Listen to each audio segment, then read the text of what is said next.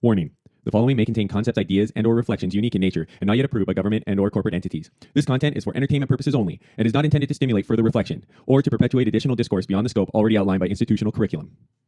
Let's see. Hopefully, that's good. All right. All right. Good morning, everybody. Today we're going to talk about the evil empire, aka corporations. The corporation nation state where the loudest live to trample on the least. They say it's just the predatory nature of the beast. That's a little Don Handley. Well, I have to give him some He credit. could use our endorsement. Yeah. Anyways, let's cue the intro.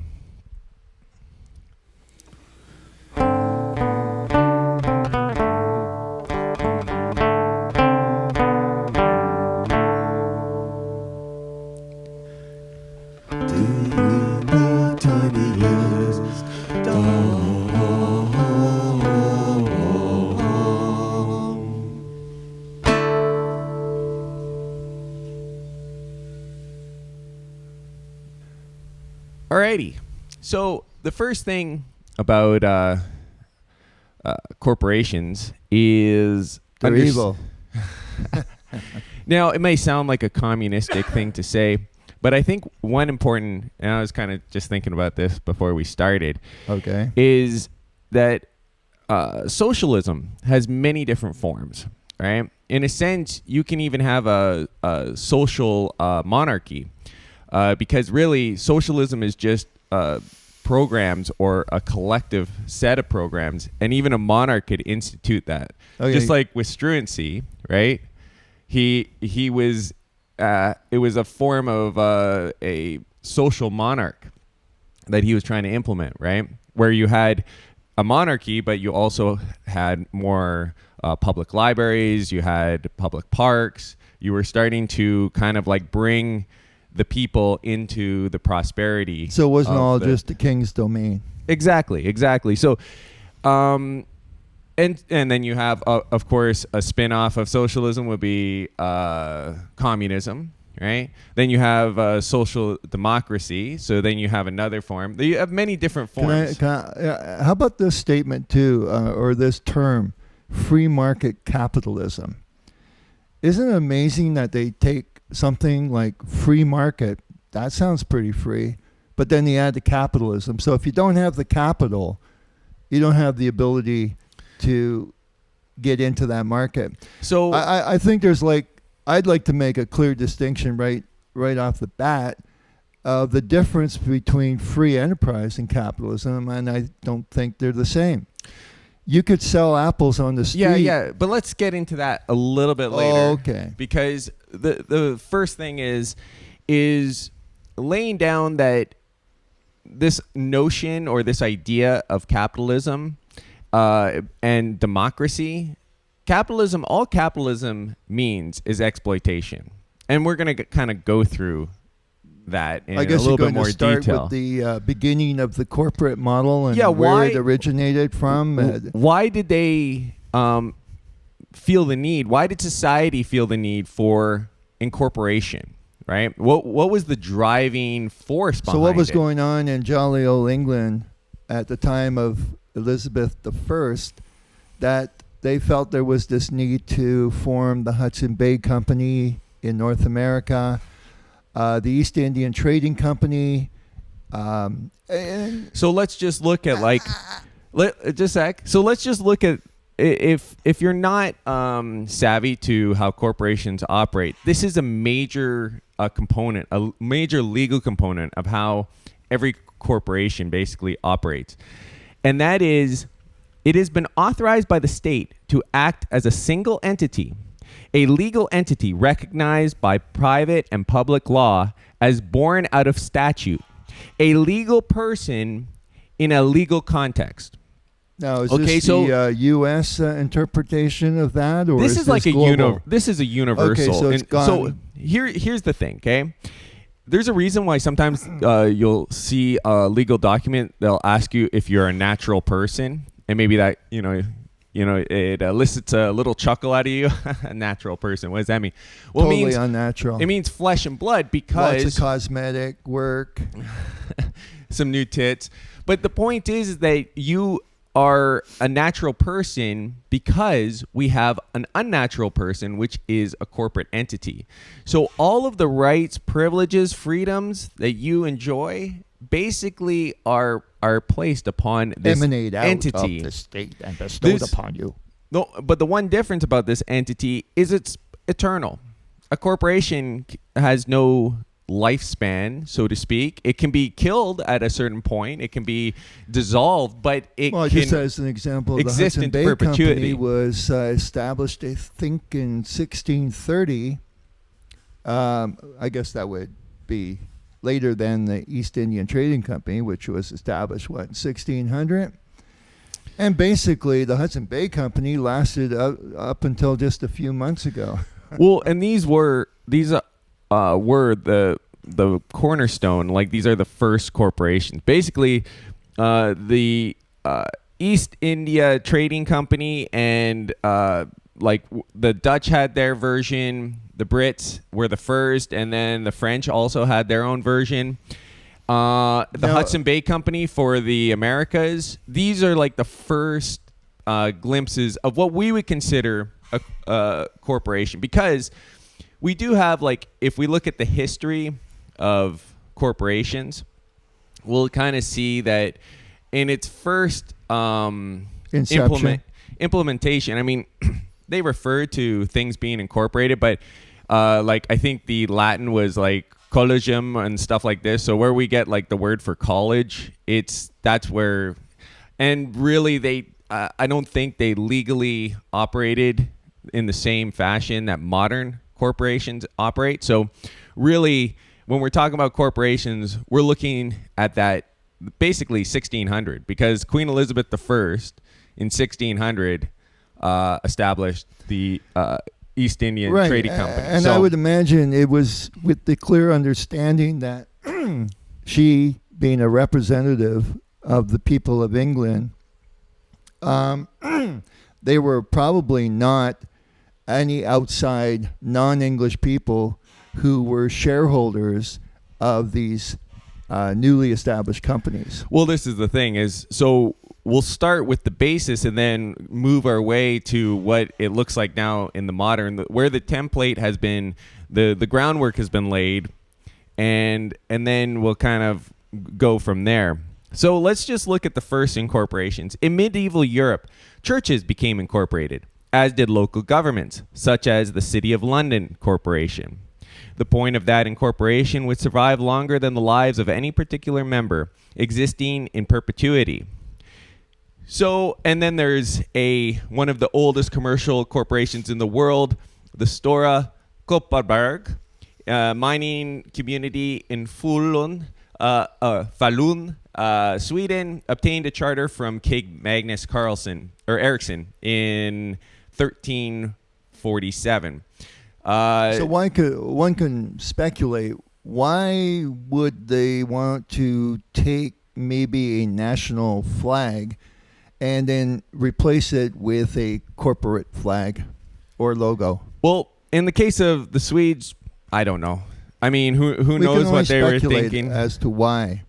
Well, I have to launder a little bit of money, so we're going to set up a bit of a corporation. Well, you know what's possible? What's possible is that there were certain personalities within these nation states that actually wanted to share in the profit, which means the monarchy would have to give way. And you see this happening over the last 200 years, especially in England, when it went from an absolute monarchy to a parliamentarian monarchy. Well, you referred to the fact of like British corporations in the early outset would have been like largely British, and that's right. true. But in its origin, the very first that was chartered by Queen Elizabeth I was a multinational corporation. So there were right? Dutch so it that was, were interested in... I don't know about the operations that were going on, let's say in India? Or Well, they had their own, but I'm pretty sure that what I mean by multinational is the corporation was there to exploit the resources in everything east of the Cape of Good Hope or whatever in Africa. Right? I would imagine those profits then would not go into the public treasury of the exchequer, let's say, of England. Well, and this is the question, because back in those days, largely everyone that was invested in the East India Trading Company or the East India Company was people of nobility, people of high society. There wasn't really too many proletariats that were purchasing stocks in this company.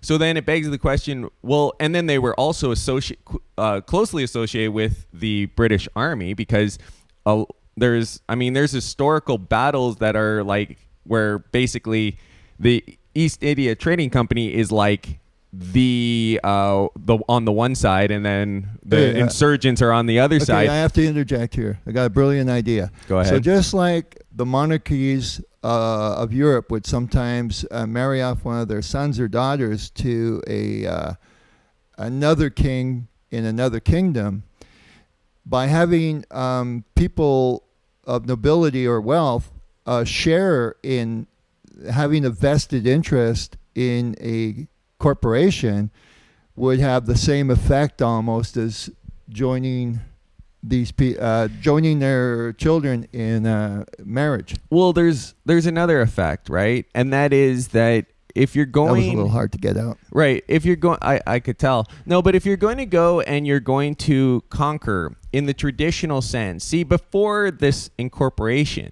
right, what do we have, right? Well, we had partnerships, we had proprietorships. When there was a big project to be done, it was basically British common law had set up a structure that when people came together to make a profit, it was considered a partnership had arose automatically. So you didn't have to sign any contracts or anything. It was just something that was automatically assumed. So you could get together, make a trebuchet or whatever, weapons for the army. It was something that was a bunch of artisans coming together under a collective partnership. But once that job was done, it basically everyone was still individuals. See, this is the thing, is that in a corporation, the corporation's the individual. Now we don't look at the person, right?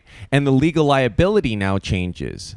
And this is an important thing. So why would you set up this company to operate in India or to operate in the Indies, right?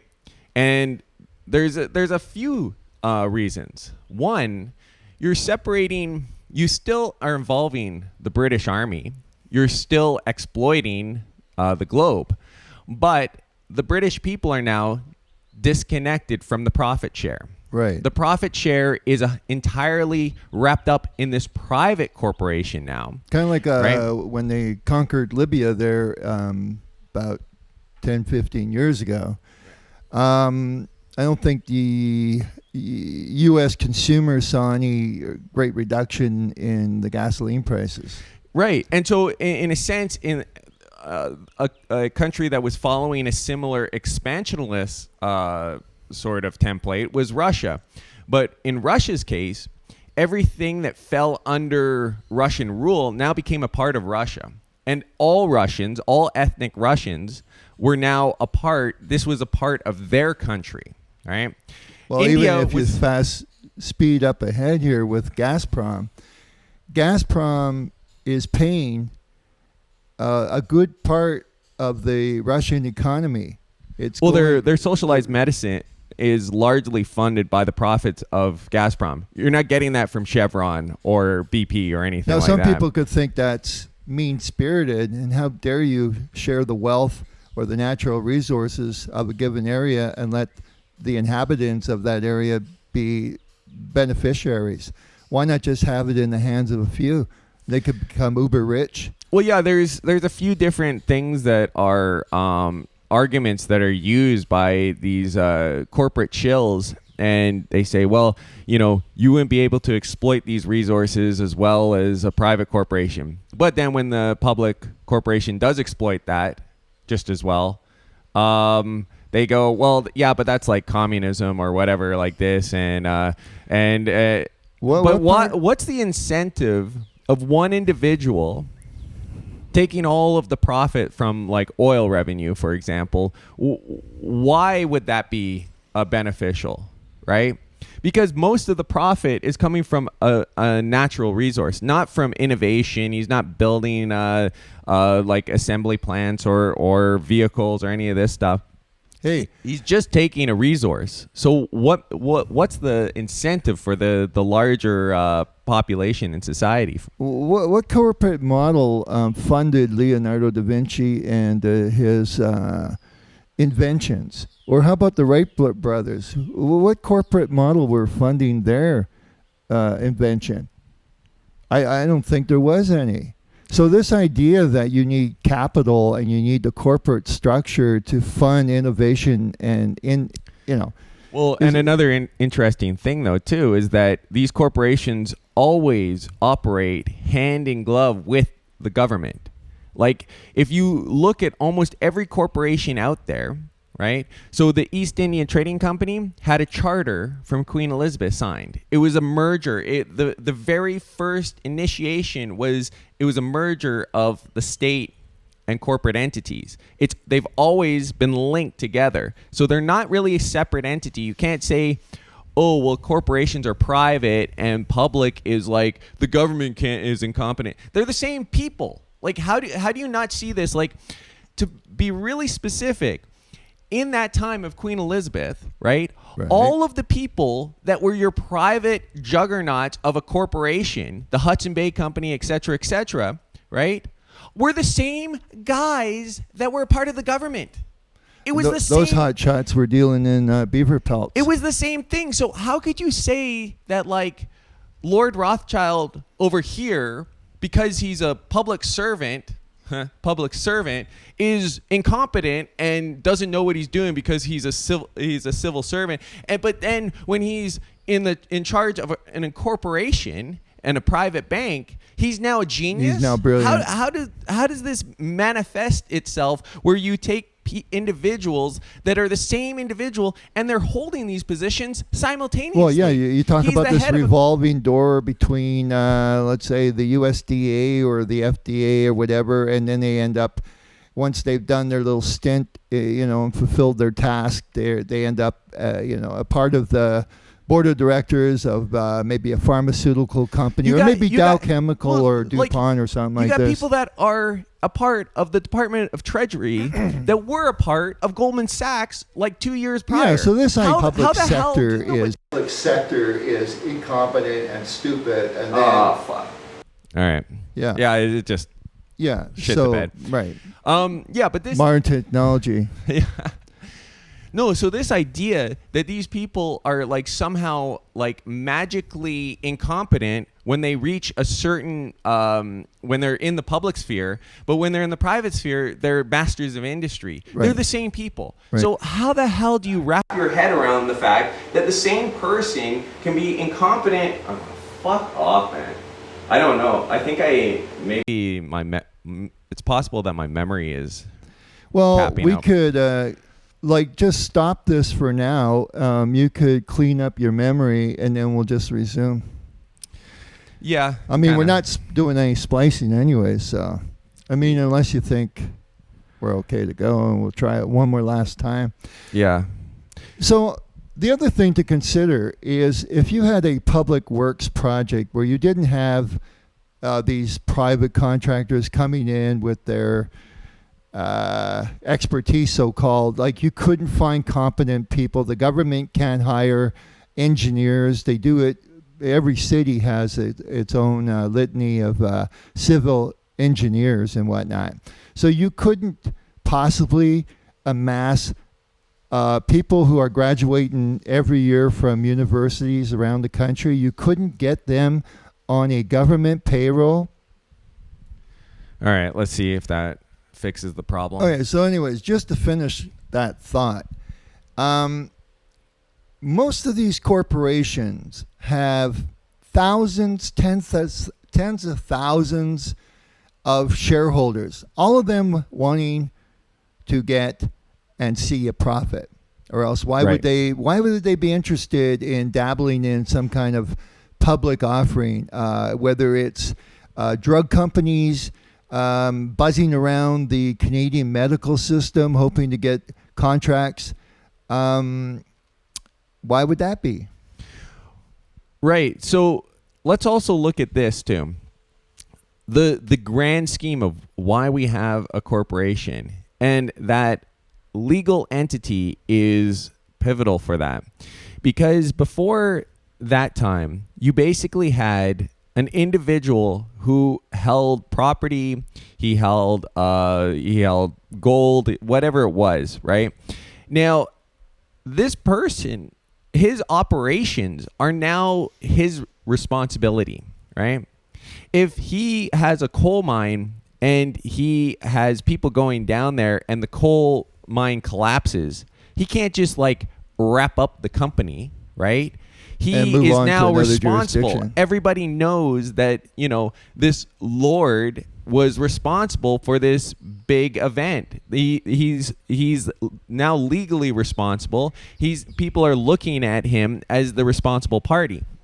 With a corporation, the reason why all these guys flock to corporations, the reason why there's so many corporations out there, is because if you willfully kill as many people as you want, either through willful negligence or with experimenting on a new drug that turns out to be quite deadly, or a pesticide that doesn't work properly, or anything like this, you can just wind your company down, and that legal responsibility drops like a stone. Or it's the corporation that takes the penalty, the little slap on the wrist. And in many cases, what they've set up is they set up the board of directors, even though the main shareholder is really the one that's hiding behind the people whose heads could easily roll. Right. So, like in the case of Enron, the board of directors, they could see prison time, but most of your shareholders, you have plausible deniability. Yeah, I forget the guy who offed himself, but you have plausible deniability as a shareholder and say, move on. I don't know what they were doing. They start up somewhere else, clearly with no civil responsibility. And isn't this what happened in India, right? Well, the East India Trading Company was the one who did all these horrible things in India, but it no longer exists. It's gone. So all of that liability has shriveled up and died with the corporation. And the same thing could be said about any other company. You could just transfer all the holdings of BP to ExxonMobil, and anything that BP has done in the past, all that liability dies with it. Yeah, Boom, I think this gone. is a good time to just briefly mention, like in I'm not sure if it's the British Virgin Islands or the U.S. Virgin Islands, but a lot of these islands seem to be havens for shell companies. And even with a small population of maybe 2,000 people, you could have 500,000 companies listed. Like this is an incredibly complex and also sophisticated, because it's so complex, ways of basically obfuscating like crazy where the money is, where the money is being made. Yeah, good luck trying to tax that money as well. So somebody must be cooking toast or something. You get tax evasion. You've got you get away from any liability. You can it's also a tool in its very first inception and all the way to the modern. It's a way of infiltrating a country's sovereignty, right? Because a corporation can go into a nation and start buying up all of its land, all of its resource. I mean, this is what happens even here in Nicaragua. Some of the history is American corporations coming down, buying huge tracts of land for whether it's Dole or Chiquita or whatever, right? And then exporting it worldwide, right? By the way, I haven't seen a banana with that emblem. well, whatever. I mean, no, there's, but what's given because the Peddled most of it's locally is a little for bit different. export back to the States or whatever. But the point is that these corporations then basically, and including mining. I mean, it's amazing how many gold and silver mines operate in Latin America. Well, hey, how where about there's that a windmill farm? This huge windmill farm close to the Costa Rican border, and it's owned by an Indian company.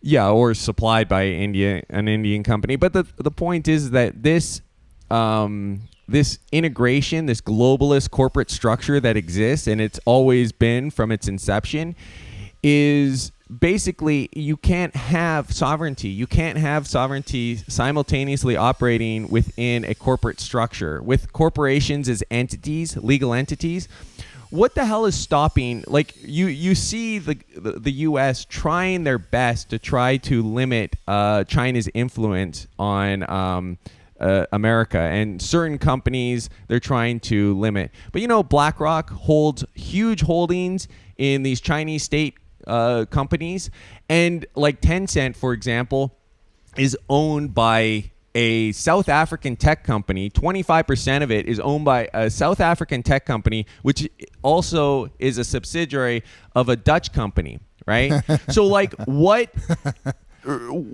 is like it's like we've built this Trojan horse. Oh, we didn't do it. No, but like England and Europe, they built a Trojan horse so that they could wedge themselves into these nations where they can deny their own people any share in the profits, right? They can limit their liability for anything that they do, or any legal responsibility they would have. Yeah, in some right? cases, they get the population gets the negative blowback by the actions created by these jet-setting rich pricks. 100%. But here's the thing, is now we're entering a stage where that Trojan horse is working the other way. Now, you don't know how American any of these American corporations really are. No, because who's the major shareholders? you could pick any company listed on the Dow or the NASDAQ, and there is no limitation, as far as we know. You could be from Singapore, or you could be from Saudi Arabia. You could be from China, and you could own vast amount of shares in any company listed on the New York Stock Exchange. Does that make any sense? Even if you were like a Chinese national, and even if the U.S. government said we're not going to let any Chinese nationals invest in our stock market, all they have to do is set up a shell company, put some white Anglo-Saxon Protestant as a head of the investment firm. Put a face on it. And now, John MacArthur is making all the investments for him. It sounds super American, nothing to see here, yet all the holdings are back in Beijing. And this structure of this Trojan horse that's been built is now, it's like the worm eating its own tail, right? So this is how... I mean, this is kind of like the law of reciprocity, I guess, because, now we're seeing the collapse of the West because they built this evil structure for invading and exploitation. Well, for their own aggrandizement. Corporations, I mean, always are about exploitation, because anytime someone goes, well, what about the Ford Motor Company? The Ford Motor Company could have operated as a proprietorship. You don't need to put have it as a legal entity. You can still have a cooperation. You can still hire people. It would just mean that Henry Ford would be legally responsible for anything that company did that is illegal. Right. And so it's just you're placing responsibility back on the people that are profiting from it. Right. It is it would be a partnership. But back then, I think in the turn of the 20th century, the so-called captain of industries probably did own majority share, and they did put their own face to their corporatocracy. Right. And now, I mean, I don't see how anybody could think... that kudos to them. Most of the U.S. defense contractors are publicly traded companies. I mean, it seems insane because you can have literally anybody investing. Maybe Xi Jinping will go and get a coalition of the willing Chinese investors and maybe buy up majority shareholder. They have to bump BlackRock and Vanguard State Street, but Yeah, and then he goes, as major shareholder in Raytheon, I'm just thinking maybe we could make the circuitry just a little bit cheaper, and maybe we could save a few pennies by. No, but I was just thinking about this. It's amazing that there hasn't been any new defense contractor coming on the scene. I mean, you see all kinds of businesses, corporations just springing up all over the place. But this is kind of this is a special club, I think. We kind of got into thinking about this and wanted to do this video because of the private prison companies that are out there providing reduced costs. Oh, they're reducing the cost by half. Well, how do you think they're reducing the cost by half? Feeding them food that is not fit for an animal? Yeah, that's not fit for consumption, right? By also paying the security guards like shit so that these people are primed for bringing in literal. Yeah, but they're primed for bringing in contraband because they're like basically paid minimum wage. So they're like eager to make a few bucks on the side.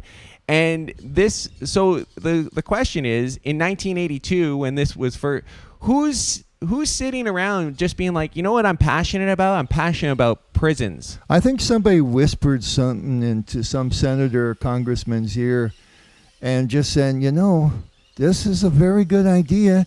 This is going to save the taxpayers a lot of money. And by the way, there's an envelope. Yeah. And it goes back to the fact that these are companies, which means that they don't exist. They're legal. They're legal entities as humanitarians. So they can, if any lawsuits start piling up, they could just go, you know what? We're dissolving the corporation, and then all your lawsuits just fizzle out. We need to bring back responsibility for individuals and individuals' actions. You or I are responsible when we do something as a natural person. We're responsible, and the same thing should be applying to anybody who is a captain of industry. He should be responsible for how he's earning his profits, and if he's doing something dangerous, treacherous. I mean, how do we even charge people with treason nowadays when you have all these corporations? They could be selling trade secrets. They have been. I mean, why do you think China's risen so fast? Is all these corporations going into China to save a couple bucks or whatever their incentive was, and basically feeding all of our intellectual property into China by sharing. If that's not treason, by sharing our trade secrets, we're actually making American defense contractors more competitive now because they have to compete with countries like China.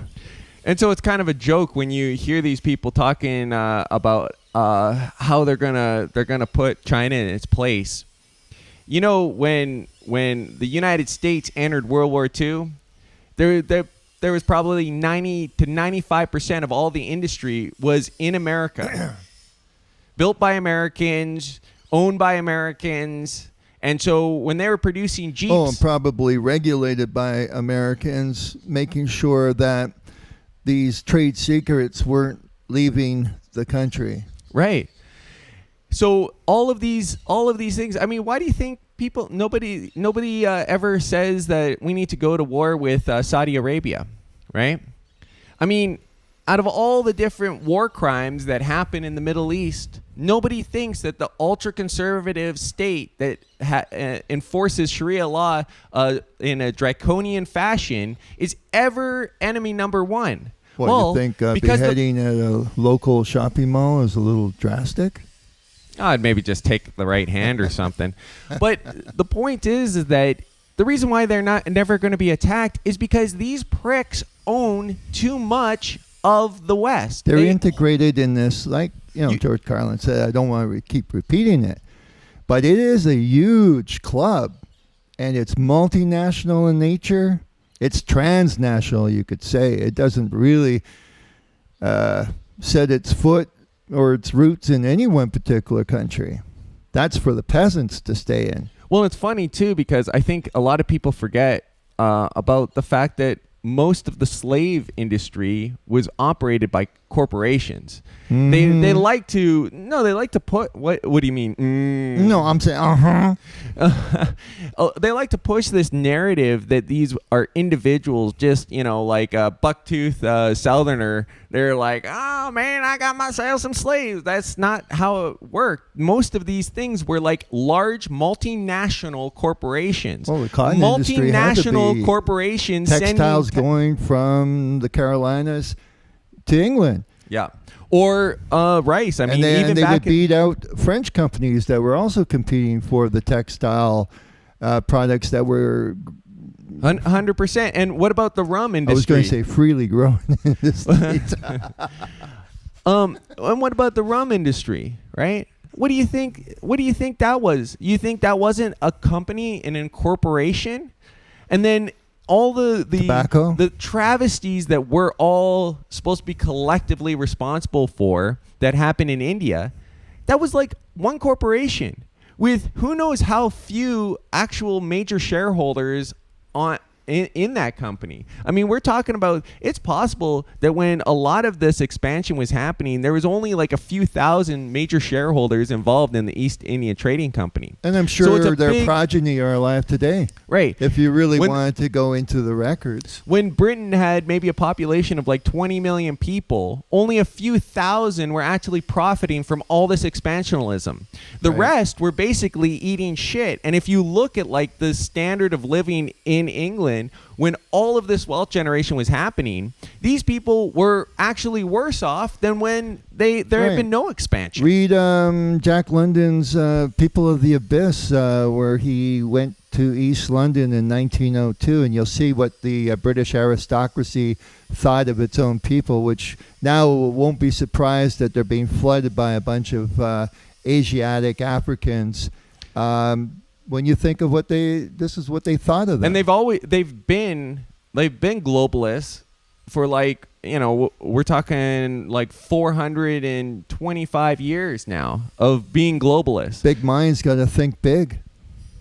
So, I mean, even the founding fathers, like a lot of people think like about America starting from, something great and it's devolved. But even if you think about the founding fathers, they set up, one of the first things they did was to incorporate the New York Bank, a private bank that Thomas Jefferson, Benjamin Franklin, and I forget who the other guy was, but another major founding father. Maybe Thomas Jefferson should have sold some of his stock when he was starting to get on the lean side towards his later years. Well, that could have been all bullshit. Yeah, but the point, the point is that they set up this merger of like private public partnership.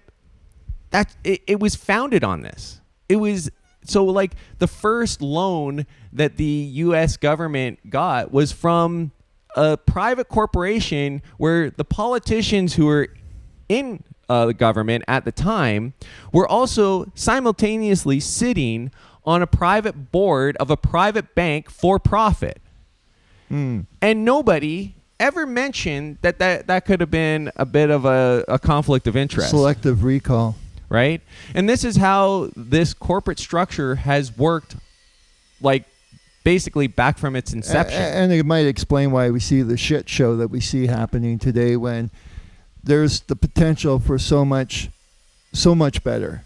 Oh, yeah. Like, if you had even a fraction of, like, the wealth was actually used not even just for like handouts, but like just for infrastructure, just for roads and bridges and like basic essential things, instead of building super yachts for a few rich billionaires to go from one private island to another, we would be seeing a major change in the And speaking the of change, structure. I think we need to wind this down for today.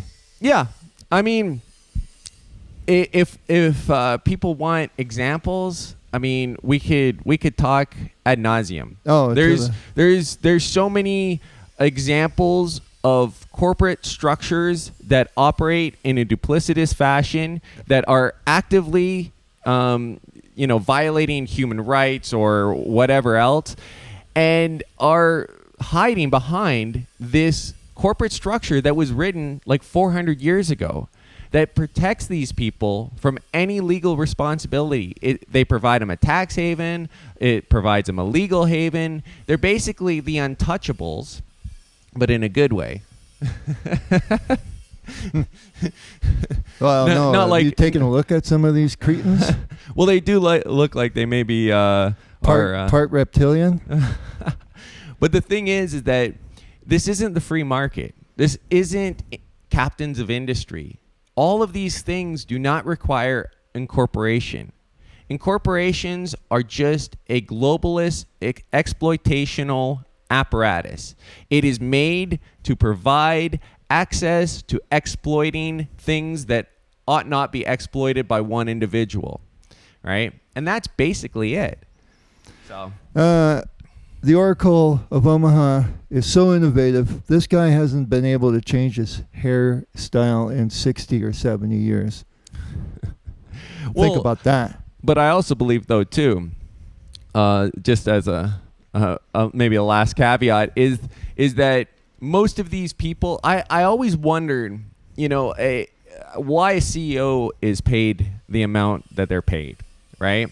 Why is someone that basically maybe they're not in charge of like day-to-day operations? I'm thinking FG. And in some cases, right? And in some cases, the fall guy, right? They actually end up losing the company money during their tenure, yet they'll still get these like enormous packages, severance packages, the and you go, golden parachute. What the hell's going on here? This doesn't seem competitive or anything like that. And then when you realize that these guys are the legal fall guys, because the CEO of a company is the first guy to be legally responsible if a company does anything untoward, right? And the shareholders are like the last people to be legally responsible. When was the last time you heard of a shareholder going to prison for something the company did? Good point. Right? So the reason why these guys are paid... I don't think I've ever... The reason why these guys... in my entire adult life, I've ever heard of that happening. Right. So the reason why these guys are paid... Oh, maybe Conrad Black of Hollinger International. He was also on the board. So he was... There was the duality. Like Elon Musk, for example. He owned huge stock, and but he also thought he could dip into it. So Elon no Musk... insinuation there. Elon Musk is... the major shareholder and the on the board of most of his companies. But we'll have to get into this sometime is that later. A lot of people, a lot of these guys are just shareholders, and those people that are just shareholders, they're not going to be legally responsible for anything the company does. So even though you could have a prick that holds like 10% stock in Pfizer, and Pfizer could go to Africa and poison a whole bunch of kids doing some experimental drug testing, that prick, he gets the profits, but he doesn't have the legal responsibility for any of those actions that led to those profits. No. That's what the corporate structure provides. That's the safety. It's a safety net for... And because if we understand that that's what it is, then we understand that it's the entire reason why it exists in the first place. They know they're going to be doing things illegal, and they want to have that safety net to protect them from their actions. Right? And that's it. Well, there's going to be a lot more to be said. We're going to move in and out of this subject for weeks or months to come. Because it's that. Well, we'll see. Intensive. We might go back to a part 2, or maybe some specifics about different corporations and their operations. But I'm sure by now everybody has experienced or has something in their minds of a corporation having a huge, basically criminal activity that they've been caught red-handed with, and basically getting a slap on the wrist at most. And I think what we need to do is take a handful of these faces like Zuckerberg and Gates And even though they represent Facebook or Meta, as it is now known, and Microsoft, but we need to get into this whole concept, this construct that they've developed to diversify all your assets. So they own such a small portion of the stock that they look like they own. It's about being highly diversified. In your company will own stock in mine, and I'll own stock in yours, and we'll get into energy, we'll get into food, we'll get into hotels maybe. That has its ups and downs. Well, and then in some cases, like another structure you could do is you have a private corporation that just holds stock in public corporations, so you can bilk people for their money, right? On one hand, and from the public side, but then the private corporation will be basically in a veil of secrecy. No one will know the shareholders. No one will know what their actual quarterly reports are. It'll all be done. That side will all be done in secret. So there's so many mechanisms in place for criminal activity, for money laundering, for scams, for you name it. Well, definitely tax evasion. It's basically the framework is there. If all you have to do is follow the framework, and if you're a scammer, you can have quite a comfy life operating within the framework of the corporate structure. Well, let's just go in closing. We'll say what we could believe in. We could believe in cooperatives. We could believe in a proprietorship. Somebody owns a shoe store. Someone else owns a clothing store. Someone sells food, produce at a grocery. Those are proprietorships. You can even have a family that has one motel. And for large scale projects, I think it has to be the government.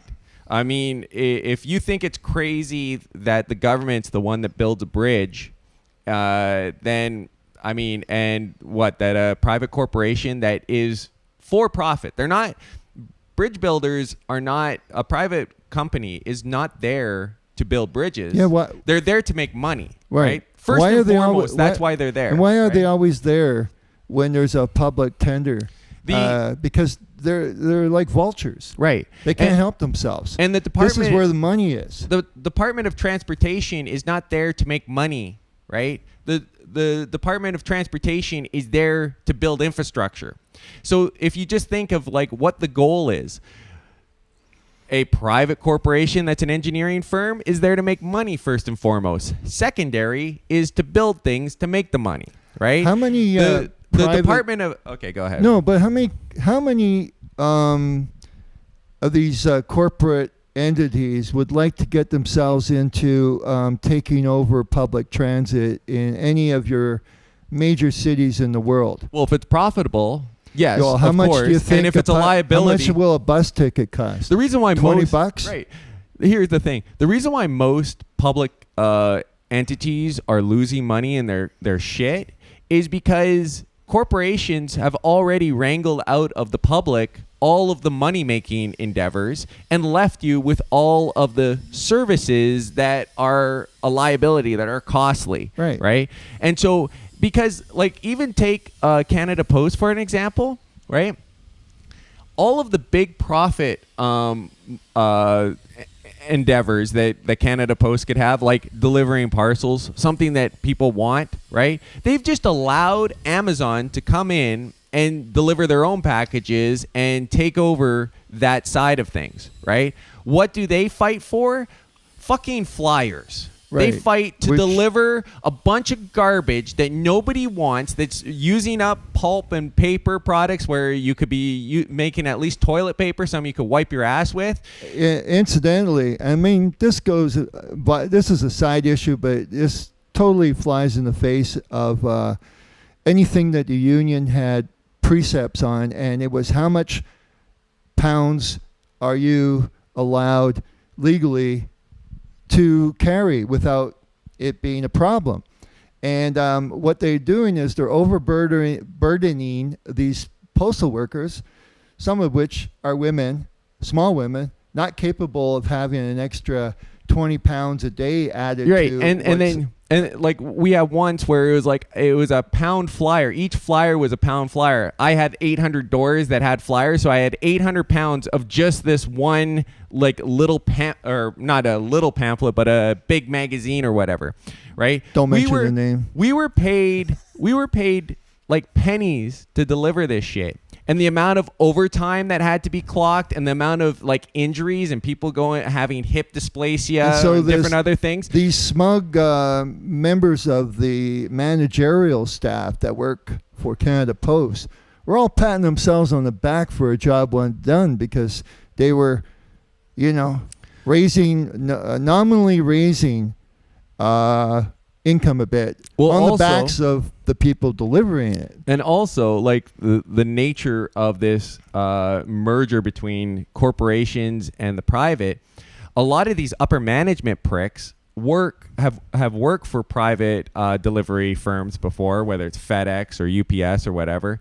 And so in the sense of, you got the standard worker, but in that upper echelon of upper management, these people are not necessarily entirely separate from their corporate buddies who they want to file the good business over to. And this has happened like all over the place, whether it's like building a infrastructure and then selling the stadium to a private entity, or anything that's like you got the liability put on the people. Then you get a corporation going, well, does this make profit? If it makes profit, then I'll buy it from you. And you basically take the politician out for a nice lobster dinner and throw him maybe $1 million. Some are much cheaper than that. And bada bing, bada boom, you're in like Flynn, you're making profit. You look like you're the competent captain of industry, and the government looks like the little retard.